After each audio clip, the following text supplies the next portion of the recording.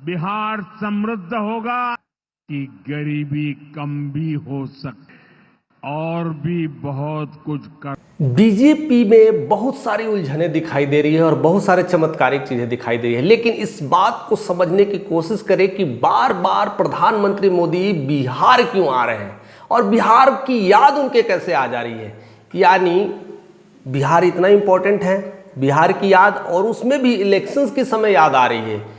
यह काफ़ी सोचने का विषय है कि बीजेपी बिहार से क्या चाहती है। क्या बीजेपी बिहार को सही में आबाद करना चाहती है या सही में कुछ और करना चाहती है? ये तो ज़रूर आप समझ रहे होंगे, क्योंकि इलेक्शंस के समय अगर याद आता है तो सिर्फ और सिर्फ वोट के लिए ही याद आता है। ये अक्सर देखने को मिलता है और वही चीज़ें बार बार देखने को मिल रही है। कई सारे वादे, कई बार अगर आप हिस्ट्री उलट करके देख लो तो 2014 में जो वादे किए थे बिहार के साथ कि हम ये कर देंगे, इंटरनेशनल एयरपोर्ट ला देंगे, हर ज़िले में विस्तार करेंगे, रोड कनेक्टिविटी कर देंगे, नालंदा विश्वविद्यालय को नंबर 1 विश्वविद्यालय बना देंगे, कई सारे एम्स देंगे, कई सारे आईआईटी देंगे, हर क्षेत्र में ऐसा विकास करेंगे कि बिहार कहेगा कि अब की बार कहीं ना कहीं मोदी सरकार। लेकिन 2014 के बाद 19 आ गया, फिर से वादे रिपीट हुए, लेकिन काम कुछ नहीं हुआ।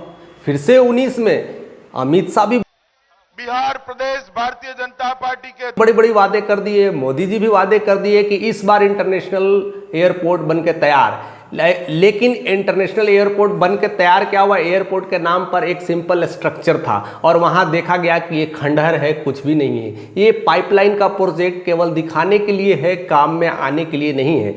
तो क्या इस वजह से बिहार को लोगों को अभी तक समझ में नहीं आया कि 15-20 सालों से ये क्या हो रहा है? अगर देखा जाए मोदी का जो टेन्योर है वो 11 साल का पूरा हो चुका है। 11 साल में भी बिहार का विकास का कुछ नहीं दिख रहा है। बिहार में मंदिर काम बाकी है। मां सीता की जन्मभूमि पर महान स्मारक बनाना, मंदिर बनाएंगे, सीता माँ का मंदिर, भव्य मंदिर बनेगा। कब बनेगा भाई? इलेक्शन सब तो आ गया। अब इलेक्शन के दिन काम लगवाओगे और कहोगे मुझे वोट दो, तो क्या वोट मिल जाएगा क्या?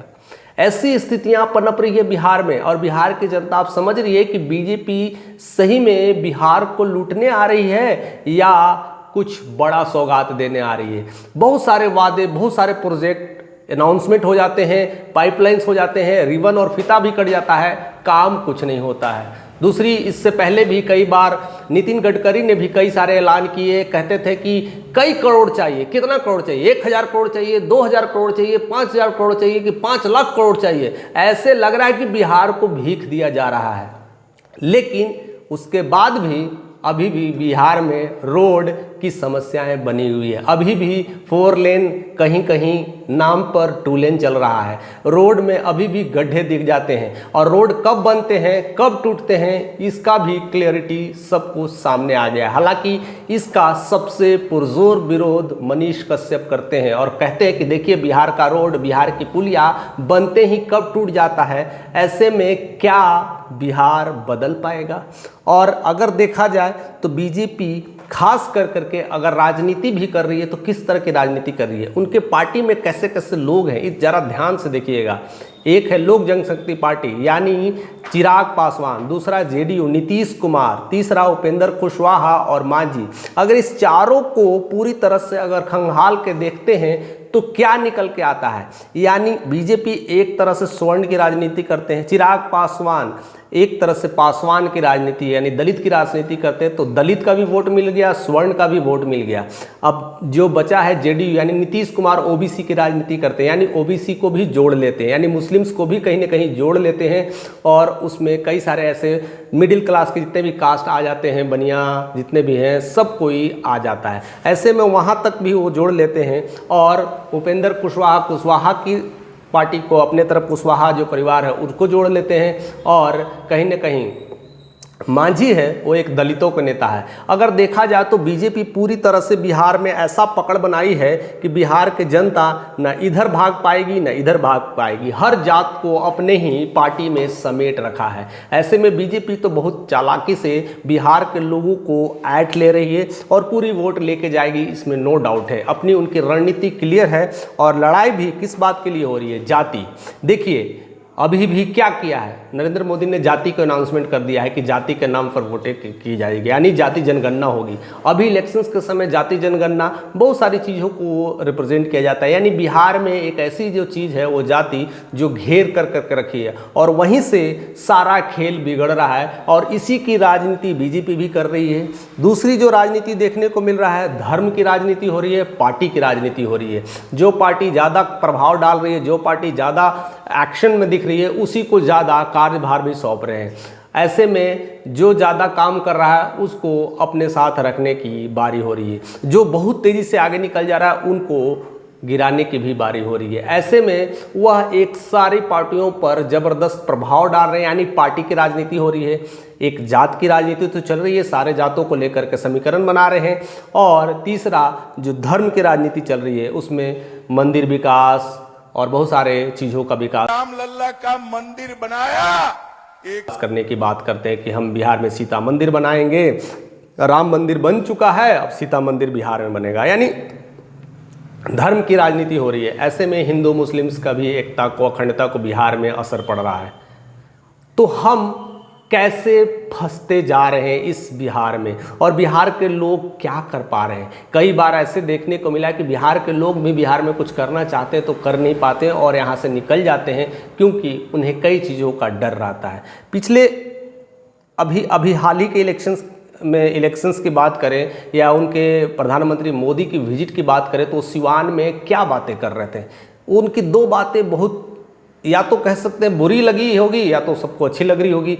मुझे तो अच्छी नहीं लगी, क्योंकि वह डायरेक्ट वार कर रहे हैं, पंजा और लालटेन की बातें कर रहे हैं, यानी जंगल राज हटाने की बात कर रहे हैं। दुर्भाग्य बन गई। और पंजाब पर वार कर रहे हैं, यानी CPI-ML पे बात कर रहे हैं, और लालटेन यानी RJD पे बात कर रहे हैं। यही दोनों बिहार की लुटिया डुबो रखा है, बिहार को खराब कर रहा है। अगर इनकी बातें सुने तो ये सोचने के लिए इंसान मजबूर जरूर होता है कि ये कब की बातें कर रहे हैं। पिछले 15-20 साल से नीतीश कुमार है और बीजेपी मिलकर के काम कर रही है, तो ये बात 20 साल से पहले वाला कर रहे हैं, यानी 30-35 साल के पुराना बात को अभी भी वो लेकर चल रहे हैं, यानी जंगल राज हटाओ, जंगल राज हटाओ। अरे भाई 20 साल में आपने क्या बदला है? नीतीश कुमार के साथ रह करके क्या बदलाव लाया है? उस मुद्दे पे बात करना चाहिए, विकास पे बात करना चाहिए। जिस तरह से गुजरात में विकास मॉडल तैयार होता है, जिस तरह से यूपी में भी काफ़ी डेवलपमेंट हुई है, यूपी में भी धर्म के लेकर के नारे लगे हैं, विवादे के लेकर के बहुत सारे विवाद हुए हैं और उसको लेकर के हिंदू मुस्लिम एक हुए हैं, वहाँ भी जातिवाद हुई है,